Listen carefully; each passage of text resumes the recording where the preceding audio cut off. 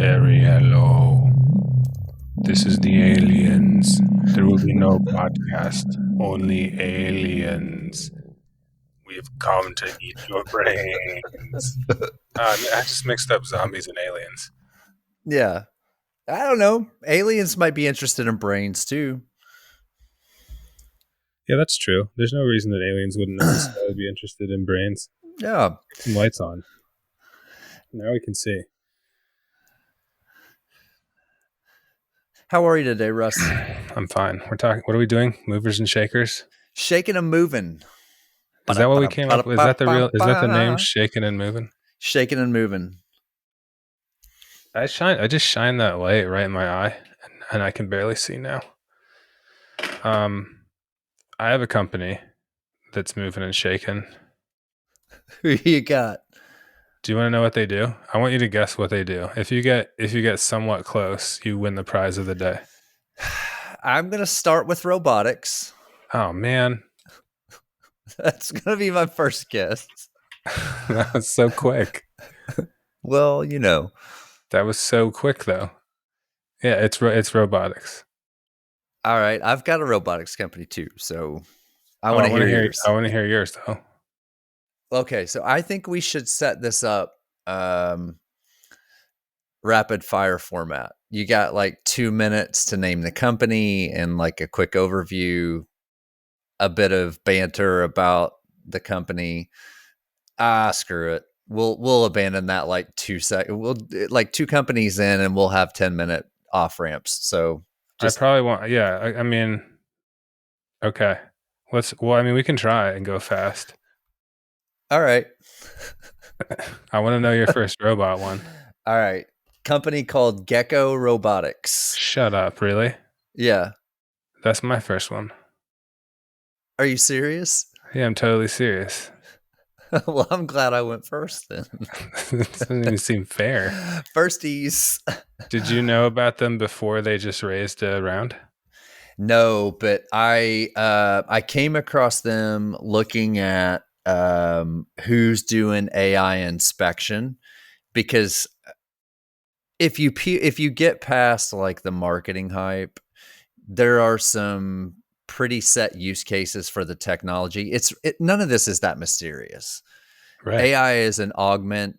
Computer vision and AI are inspection or some sort of security. Like there's not a lot of mystery about companies that are raising money to do things. And I think Gecko Robotics looks really, really cool. Why don't you tell us about Gecko Robotics?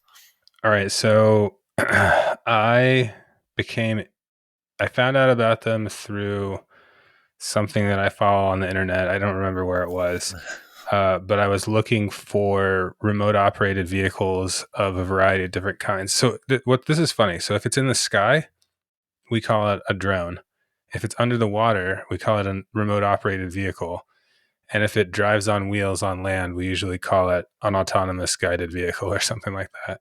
But the category of a robot thing that's a little vehicle, whether it's autonomous or driven, remotely, that's a category that, to my mind, has more similarities than differences. And while yes, there are considerations for flying versus underwater versus terrestrial, the basics, that should be more of a super category than it actually is. There's just not a huge amount of cross pollination there, and I'm surprised by that. And some roboticist who's been doing this longer than I have will be like, no, you're wrong. Here's all the reasons that a robot that drives on the ground can't possibly be intermingled any of it with a underwater robot.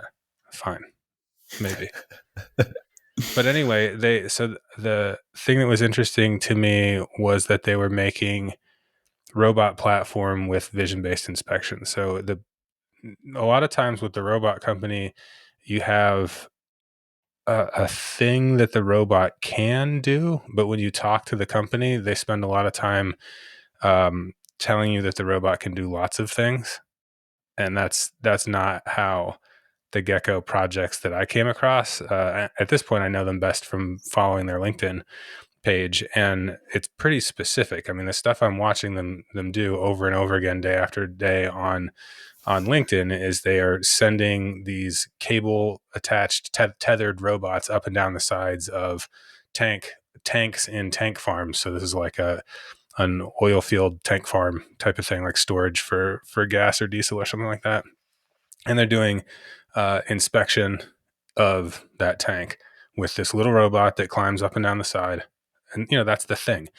And the reason it's called Gecko, like it looks like a gecko. But I mean, they have, like any robot company, they have other stuff that they can do. But what I see over and over again is this well developed, clear, easy to understand use case, and they're just basically like the guys that do that with their robots. So I like that a lot. They have like concrete stuff and tube inspection and all this other stuff. But what I keep seeing over and over and over again is robot that climbs up the side of a tank. What caught my eye was it looked like corrugated piping. Mm-hmm. Um, I don't know what midstream, downstream, whatever, in oil and gas, but it looked like it was inspecting, because how many thousands of miles there are of unsupervised and unmonitored gas and oil pipelines in the Mm-hmm. country. And I think that's a really neat use case too, because that's a big time drain if there's a leak or premature wear. I think these robots will help in those applications.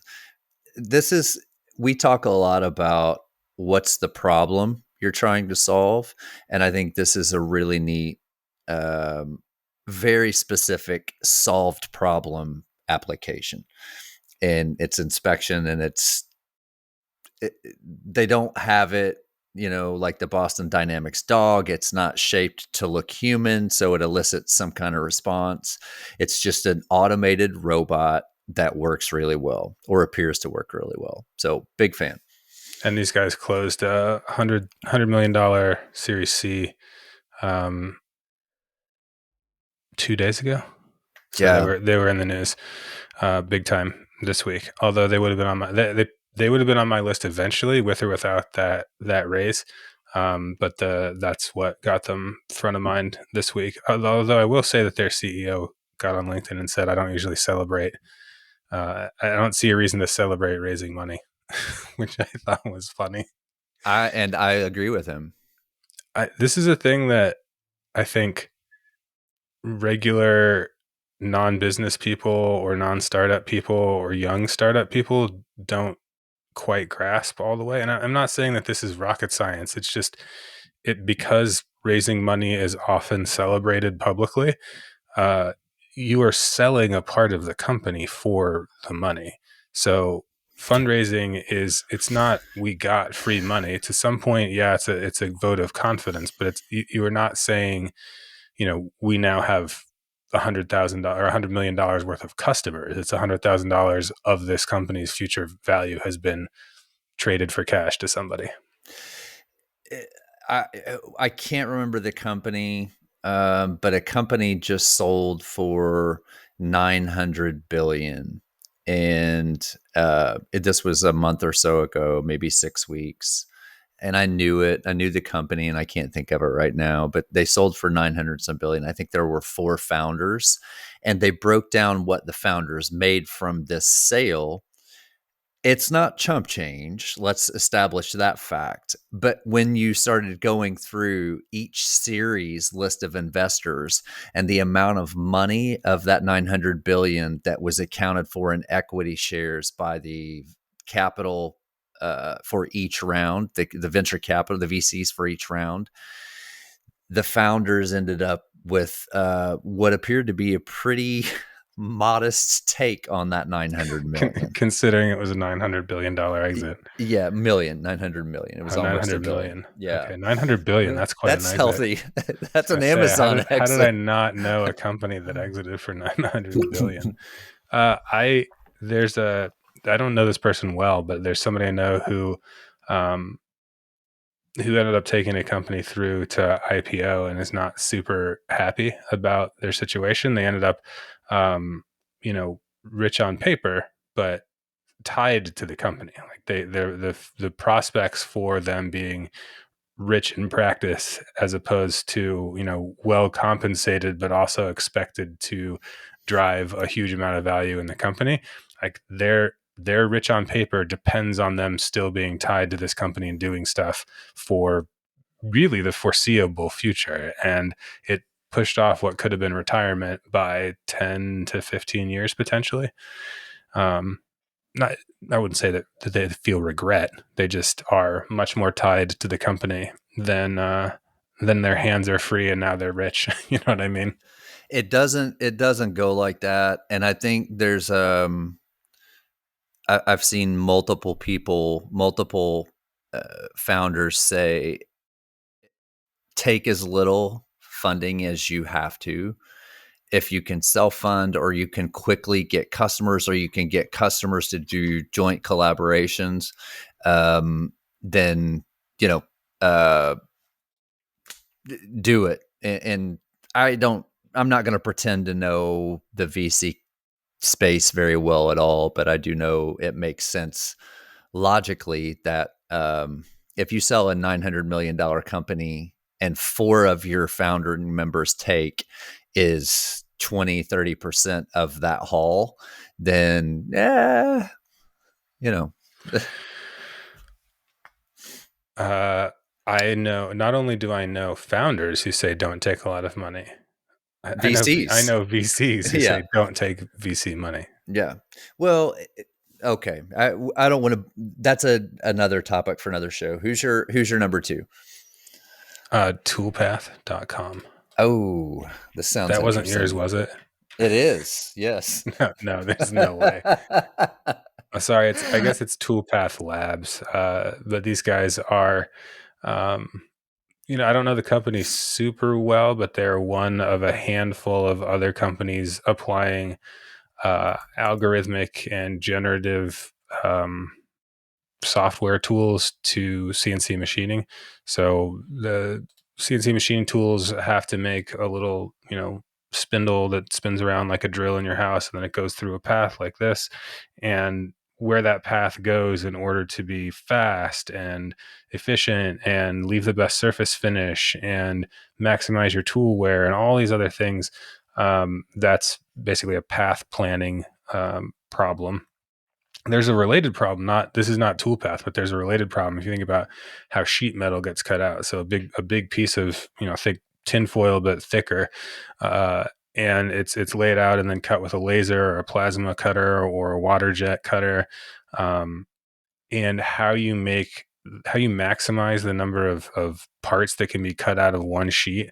That's called nesting software, and both of these are very interesting problems to be solved by software in fabrication, and both of them are kind of like big obvious problems to solve with a computer, and they get incremental work done on them. But we're not seeing a bunch of big breakthroughs on this. It's not like every year there's another better, bigger, better, faster, stronger nesting software. It's not like every year there's a better path planning software. So I like to see companies that are working on this problem, and I like that Toolpath as a company is also kind of throwing a little bit of water on the argument that manufacturing isn't doing interesting things. I think a lot of the people that are pessimistic about manufacturing are mostly just looking the wrong places, and they just don't see these smallish innovative companies trying to solve the same problems that have been around for a long time. And you end up with basically 2 industries. You have the industry of the curmudgeon, and you have the industry of the, it's not like, I wouldn't even call it bright-eyed, bushy-tailed innovator. It's just curmudgeon and people who are just doing stuff about it, like doing something about the stuff the curmudgeon is complaining about. That is a book title, by the way. The Industry of the The Curmudgeon. industry of the curmudgeon. Yeah. I would read that book. Okay, so I have to ask a question. The company looks very cool. I have to ask a question. I'm going to read part of a sentence from their website, and you tell me what comes to mind. Okay. Your part is analyzed for manufacturability, and a complete machining strategy is simulated instantly. Are they a digital twin? Well, I mean, it probably depends on who they're talking to, right? Like why even worry about whether it's a twin. If you have the use case that does a thing, Yeah. then you don't need to specify the word. Like, you don't need to say digital twin if Yeah. you've already explained the thing you do. If Gecko Robotics is mapping a tank and showing heat maps of, weak spots in the sheet metal on the side of this oil tank, is it a digital twin of the oil tank? No one cares Yeah. who is actually concerned about what the business value of that model is. Well, autonomous guided vehicles would like to arm wrestle digital twin for the the nomenclature of that application. Yeah, exactly. My company number 2. I love this company, and I hope something like this exists in the US. I haven't seen it. It's a company called Char.gy. Char.gy. It's an English company. Their website is char.gy. Um, they make, I'm going to say, portable charging stations. They're not portable, but they're pop up. You can get, if there's, here's the use case for the application. Not everyone in London or the UK or Europe has, not everyone in the US too, has off street parking. So you don't have a garage or a shed or some shelter location where your car's stored to install a 240 volt DC charger, or even use a home charge or the 110 outlet to charge your car. So they have portable or sort of portable charging stations that they can affix to lampposts, street Hmm. signs, bike racks, you name it, and you can charge your car that way. There's a UI, there's an app or a software interface for drivers, and then there's of course the hardware. And I didn't get into the business model on who, how they earn cash. I can make some guesses, but brilliant, brilliant, brilliant problem solvers. I like this. I live in a suburban post-war tract community, and I do not have off-street parking for my vehicles. Well, I have off-street parking for my bikes, but I have to carry them up the steps to the backyard. Yeah, I I, think I think it's great. do you think you'd care about this company if you didn't already have an electric car? I wouldn't know how big that problem is to be solved. Yeah, that Um, makes sense. I don't know that I would care about them any more or less, but well, I guess by definition, I would. I would care about them less if I didn't have an electric vehicle, because I feel that pain. Look, let's have this conversation again really quickly in 20 seconds. We definitively do not have the infrastructure for electric vehicles right now. We just don't. We do not have the infrastructure for it, nor do we have the resiliency of a power grid to handle it. If tomorrow 15% of the population wanted to switch strictly to EVs, the grid couldn't handle it. 20%. Like, we just don't have the infrastructure for it. And I find that firsthand. You really have to be meticulous with your planning. So for me, between here and Indianapolis, okay, 2 hours, about Indianapolis is about 2 hours north of Louisville, where I live. There are no charging stations like gas stations off the highway. There are zero charging stations between here and Indianapolis until you get into Indianapolis proper, the outlying suburbs. And that's about the limit. I don't care what my car's listed range is about 260 miles. It doesn't go anywhere near that. It doesn't go anywhere near that. And it's a real challenge. So, like, as an example, my daughter has a soccer tournament, or had a soccer tournament, has had many. This is a repeatable example on the north side of Indianapolis. So the very north side of Indianapolis, there's a big facility up there. Well, it pushes my car to the absolute limit of the range to drive from my house to that facility. And then finding a charging station in Indianapolis that's 15 miles away from where this facility is, or 10 miles, or whatever the distance is, it's a real nail biter. And that's frustrating. So I think I've belabored this point before, and I'm belaboring it now, but we don't have the infrastructure for electric cars. This would help. This type of thing would be really, really useful in the States. I think I have a solution for your range anxiety. When when I hit it big on those advertising dollars, I'm gonna mail you this 2008 Toyota Corolla I just found for $4,500, and you'll be set.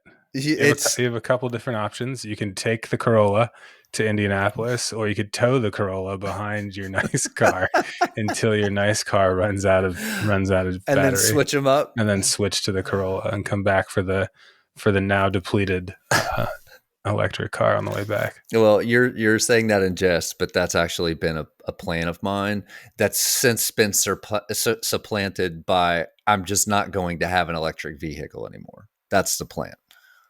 I mean, I'm always in favor of having two cars because I like cars. But if I didn't like cars, that would not really be on the table.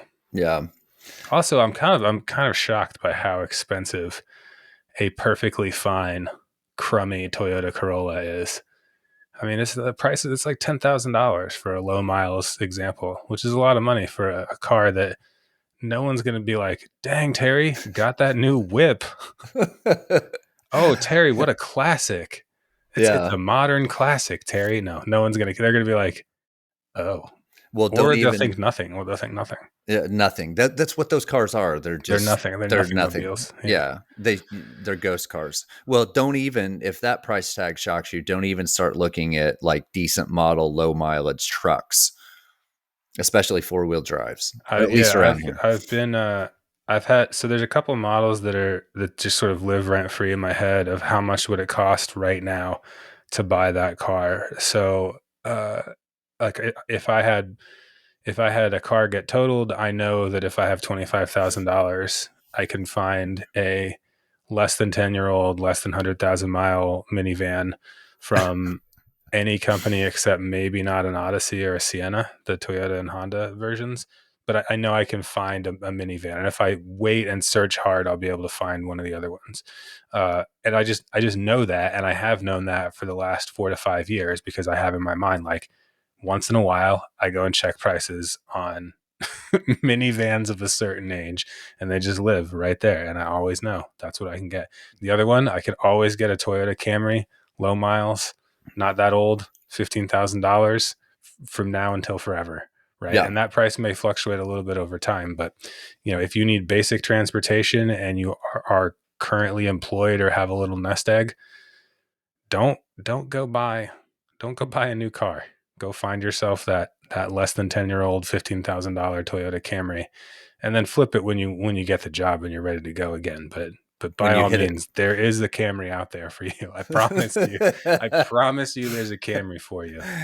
Yes, there are. There are. Do you Who's want your my next? number? Who's your Okay, so three? my next company, I like Char.gy as an infrastructure company. I was a little hesitant to put this one on my list because it seemed kind of corny, but because you're talking about electric car infrastructure, Ford is Okay. my list, Ford Motor Company. And the reason for it is an electric charger thing. Uh, there's a publication from Tesla about the 48-volt charging standard. Tesla publicized their research findings, recommendations, and CEO of Ford, made a public statement. It was like one of these obviously arranged things, but made it seem like it was just a friendly back and forth on Twitter or something like that. Of like, hey, thanks for sending us the book on 48 volt. It helps all, this is going to raise all ships and improve infrastructure. So I, the PR stunt, I'm less concerned with, but the actual two things, the progress on standardizing infrastructure for electric vehicles, I think is meaningful. And number two, uh, I think that the fact that it's friendly is an indication of how far there is still to go on electric vehicle infrastructure. So the fights about head to head competitors hashing it out over which exact format of charger we would use, and the vehemence and violence that would come with that will come as the infrastructure gets further along and there's more to be gained. But the fact that it's still as amicable as it is now is an indication of just how much work there is left to do. Yeah, I saw that that they published or sent the prototype or the blueprint for their 48 volt battery. Yeah. Very cool. Hey, I think you know I think there are some quality issues with domestic cars. At least that's been captured in resale values over the years and that sort of thing. But I think there are some models of Ford that are impressive vehicles. There are some models of GM that are impressive vehicles. I'm just, I think innovation can come from anywhere, but I'm not sure that they're doing that. You know, I'm not sure that. I think the It's very difficult to localize the description of a global car maker at this point. So I for example, I have a German Volkswagen which was made exclusively for an American audience in a factory in Mexico. yeah So is there Germanness to the car? Yeah, but I mean, is that car more or less American than, you know, an Alabama built SUV by a German or a Japanese or a yeah. Korean company? Speaking of, and then I'll go into my third one. But when I was in Europe, I took the train just a couple weeks back. I took the train from Amsterdam to Berlin, and one of the stops was in Wolfsburg. And I have never in my life seen more vehicles. There's the huge Volkswagen Yeah. manufacturing facility in Wolfsburg. I it was okay. So we have Ford truck plant. We have two Ford manufacturing facilities here in Louisville. The truck plant is, I think, their largest production facility in the world. Don't quote me on that, but it's a big facility. Uh, it pales in comparison to Wolfsburg, at least visually. Now, somebody could come in with an actually, it's X square footage, blah blah blah. But that Wolfsburg facility blew my mind. It was massive. Thing that doesn't cross a lot of people's minds necessarily that I mean, I don't put anything on anybody else. I was old when I learned this, and it surprised me despite having been around me my whole life. A, for the most part, a car company that's making cars they make cars two different ways. First, they just build them and then you buy from inventory. The other way is they, you spec one out the way you want it, and then it will be made when it's your turn to get it made, or when one that happens to have that configuration rolls off the assembly line. Uh, but the cars that are made for inventory, they have to go somewhere, and they are made continuously, starting at the beginning of the year.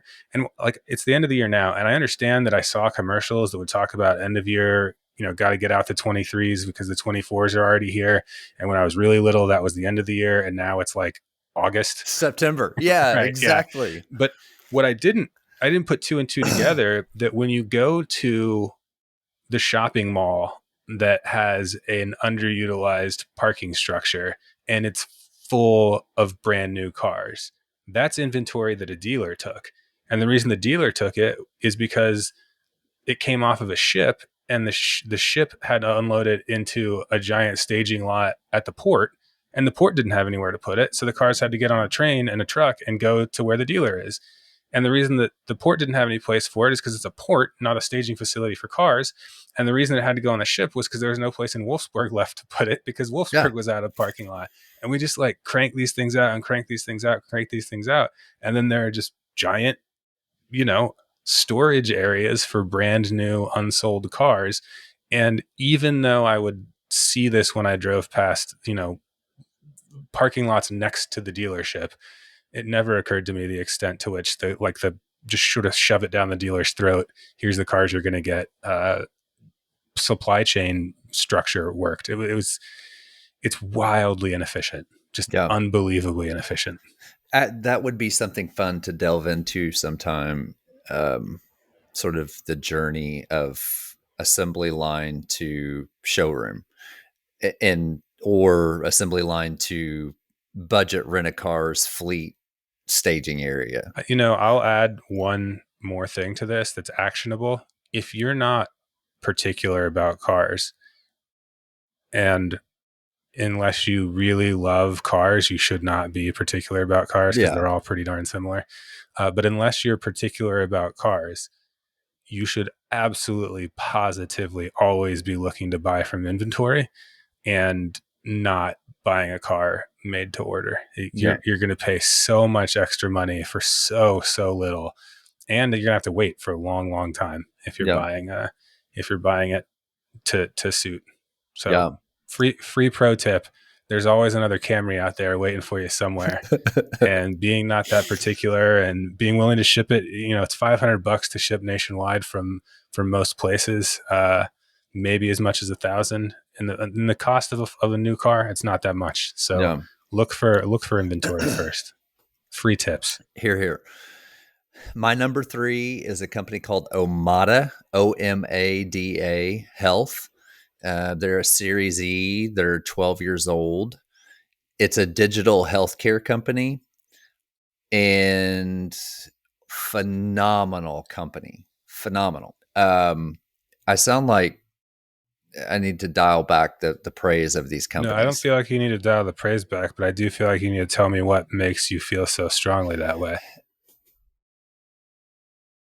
They have 4 areas of core competency: diabetes prevention, diabetes control, weight loss, I think hypertension, and I forget the fourth. But it's basically a way to manage care digitally versus inpatient or in office visits. Now, I know conceptually everybody's like, well, yeah, people have been talking about telehealth for a long time. This company is making money doing it, and they're the biggest digital healthcare provider in the country, and they're a Series E, a unicorn, and growth is off the charts. The model is fantastic. I think they've had over 1 million people through the program. um, and of the people who fall into their core care categories that need that care, they've only had 1% of the population through their program. So they're barely scratching the addressable market for their services through the roof. And they're now making a big investment in AI and data and how can they be more efficient and that sort of thing. I'm a big fan. We've talked about this in our future of work segment from some time back, but I'm a big fan of decentralization when it comes to everything. And because I think behemoths don't necessarily, the interest of behemoths, whatever the sector, don't always intersect with the interests of the people who need the behemoth or want to buy from the behemoth. And I think the more that's decentralized, especially in a healthcare setting, uh, you can't do it with acute conditions or very serious, complicated conditions. But for these chronic diseases, I think a digital makes a lot of sense. And especially with the explosion of wearables and things that can track metabolic statuses, the business model makes a ton of sense. I'm a fan. I like it. I like it. My Cool. next one is also pretty far afield from these. So the company is Parts Express. They are they're basically an electronics warehouse in Springboro, Ohio, and they have a pretty good website, fast shipping, but they have a large stock of things for building speakers, building amplifiers. It's a large stock of components and pieces. To tell you how far they are from Omada. Omada is based in San Francisco. Parts Express is, like I said, in Springboro, Ohio. They have typos directly on their About Us page on their website. uh, It's legit then. It's totally legit. it's the About Us is literally just this semi panoramic shot of a warehouse in Ohio with not a single human being or even car in the parking lot. It's just pointlessly carefully kept grass and expansive acreage of blacktop, some half-hearted contractor grade trees that were clearly planted in 1986 when the place was opened, the warehouse and the expanded warehouse. And I'm like, man, these guys, like, they've got a couple in-house brands. uh it's just one of these companies that is quietly serving kind of like a niche, but it's a pretty big niche. And I think that it's the type of thing that used to be catalog houses, and then a lot of it turned into, Amazon and Walmart and mega e-tailers. And I think that there's an argument to be made that somebody like a Parts Express is putting a ton of strain and pressure on, I don't know, like your mom and pop speaker components store. But how many towns would I have to drive to get to the mom and pop speaker component store? Like, unless you live in a big city, that just doesn't exist. And so having access to that stuff and um, seeing it modernized, I think, is an important part of the economy that gets sometimes overlooked. And particularly, I mean, I've kind of complained about Amazon before. What used to be Amazon was the source for everything you could ever imagine anywhere under the sun, and it would get here in 2 days, and you could expect high quality parts. Now it's like 50% fake reviews and Chinese knockoffs, and I'm like, well, I guess this is what we got ourselves for seeking nothing but the absolute lowest cost and maximum convenience from a known monopolist. So I go buy stuff from Parts Express instead. Here's my Amazon knockoff story that I love. By the way, before I say that, I like that I'm learning more about you in real time. And when we do this segment, it's only the second time we've done it, but this has come up in other places as well. You tend to gravitate not to the flashy whiz bang new technology. You gravitate to the sort of the lunch pail type things that are probably making money hand over fist, but in cloak in the darkness. And like you've got this very utilitarian bent to things that you're impressed by in our moving and shaking segment. So I'll come back with this. First of all, we picked the same company for the first Well, one. yeah, but that's one aspect. And second of all, I think that what this says the most about me is not that I like lunch pail companies. It's that I'm contrarian. And the more venture backed startups you pick, the more I'm going to pick Ford. You know what I'm saying? Well, I am very contrarian by nature, but I do like the new things technologically. I like to see I like to see how companies or people. I like to think about how people go about solving problems with technology, and especially AI, because I know really well how AI works. And I like to see, is there a there, or is this an MIT MBA, or like, is this a finance company's AI startup? I like to see that. That Well, so my last one is going to be hard to categorize. It's your turn, but I'm going to say now that I had a long list today, and I hadn't decided which ones was actually gonna bring in. And so my last one was a potential, but was not high on the just bringing out of nowhere. But I'm gonna say this. I'll tease it a little, let you go, and then we'll come back to mine. all right. This is a company whose products they make electronics. They're in a market that is arguably pretty saturated.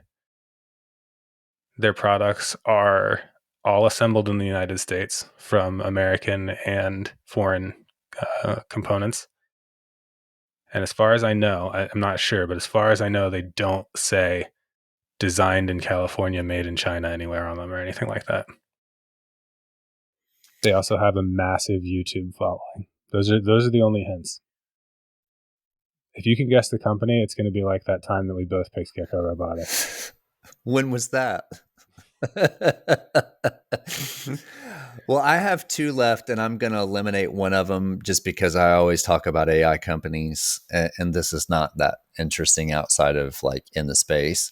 The one that I will mention um, is a company called T Omega, the letter T dash Omega, and they make a wind turbines that are sort of a decentralized, deconstructed wind turbine. It's the blades and the rotors are the same as what you would find on a traditional wind turbine, but they put these in bodies of water, and to avoid all of the debt associated with, and I don't mean financial debt, size debt, material debt.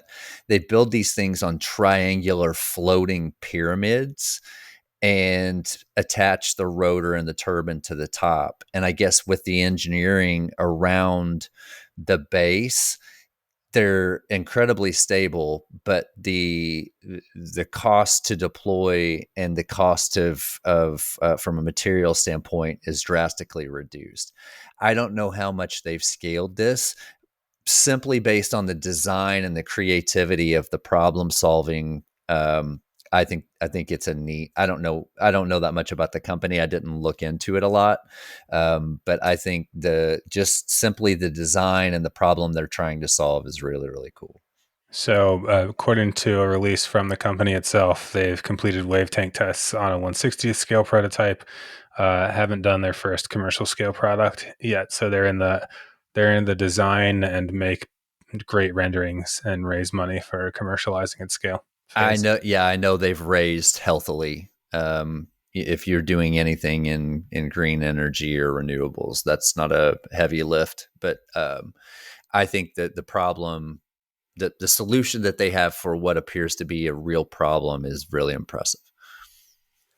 Do you think that tailwind, if you will, for green energy funding, do you think that's gonna stick around, or do you think that's gonna dry up? Man, that's its own episode. I spent a lot of time in power generation, and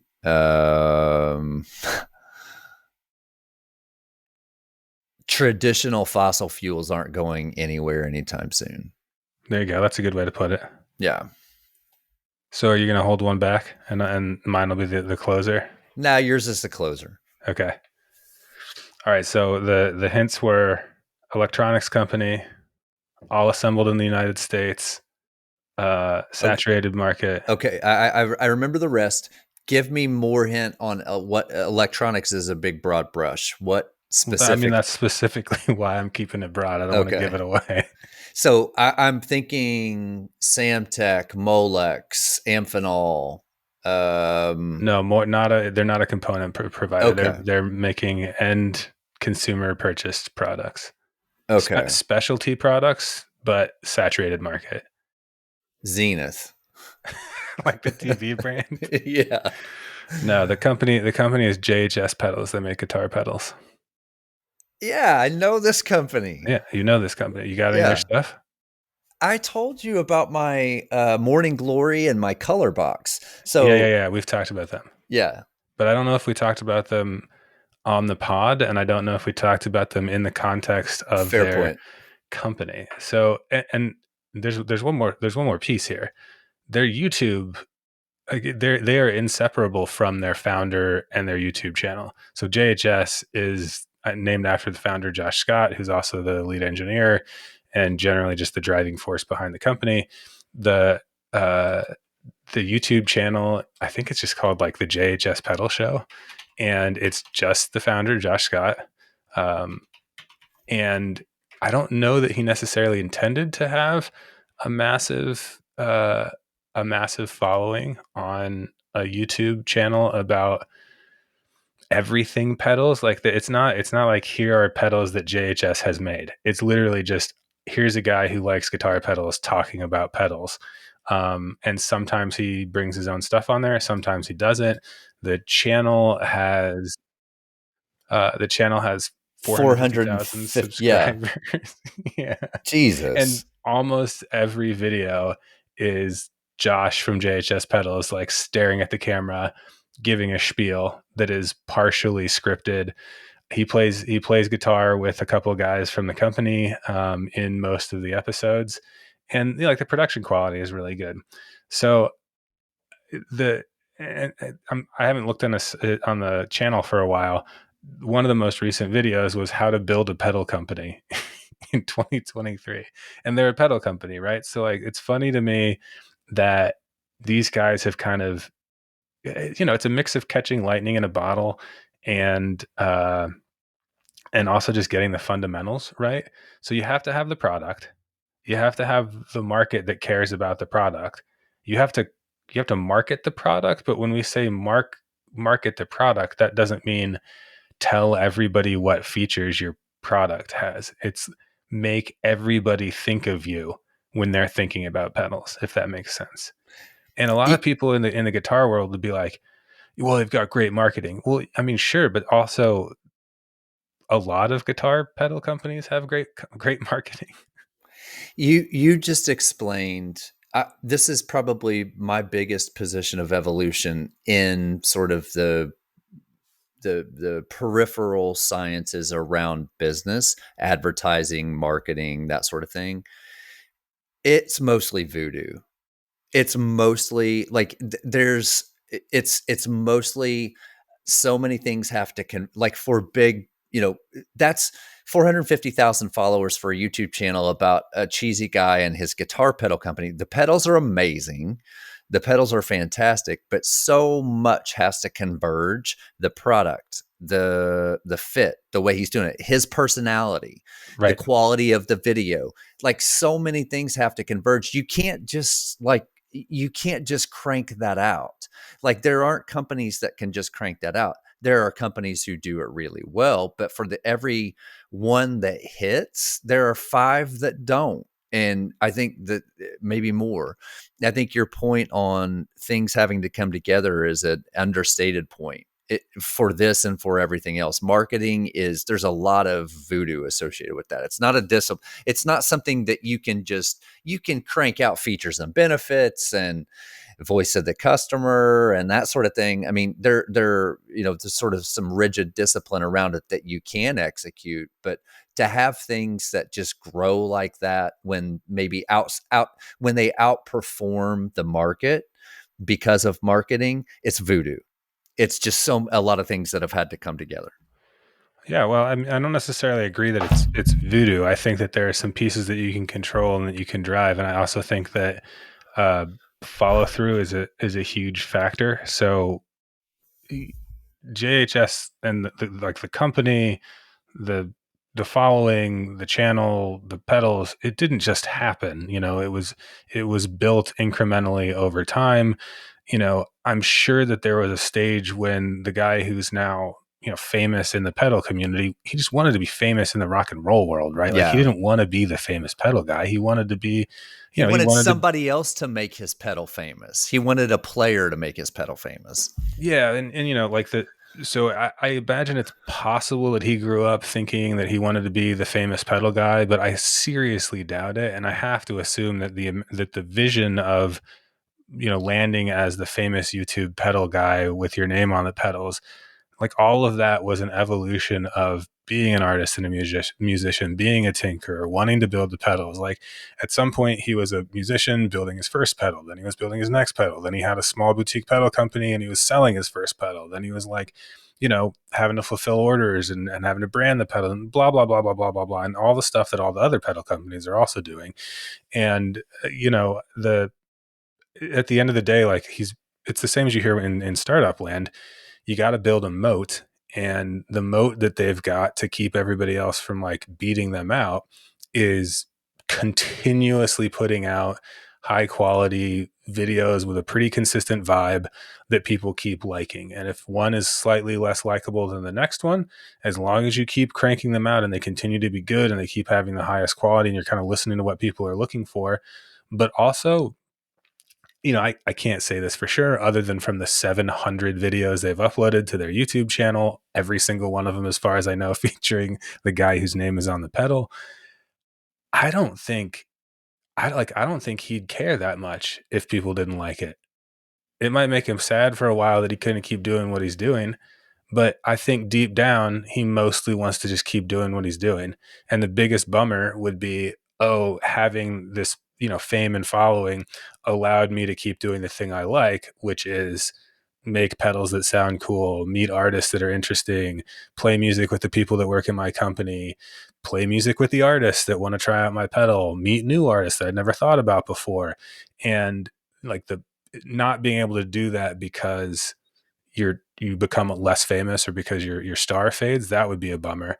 But the thing that would be just as bleak would be, okay, well now my name's on the pedal and now I have to keep making videos every day. And if I don't make a video, then this whole, house of cards is going to come crashing down. That would be Yeah. just as bad as the fading star. So I don't know. JHS pedals, they weren't going to be on the list until we talked about like a somewhere in between the innovative startup and the parts Ford. expresses and the Fords. And they're an Omaha based company. So Yeah. 3 middle America companies on my list today. I love it. I love the companies, and I like the strategy. All right, man. I think we did it. Shaking and Moving, episode number 2. Was it really only 2? I thought we did 3. I thought we did Ooh, 3. maybe. I Yeah. thought we did. You That's know, gonna be the outgoing theme music. I I thought thought we we did did 3. 3. I do know we're approaching episode number 50. Don't patronize me, Terry. See you next time. Have a good day.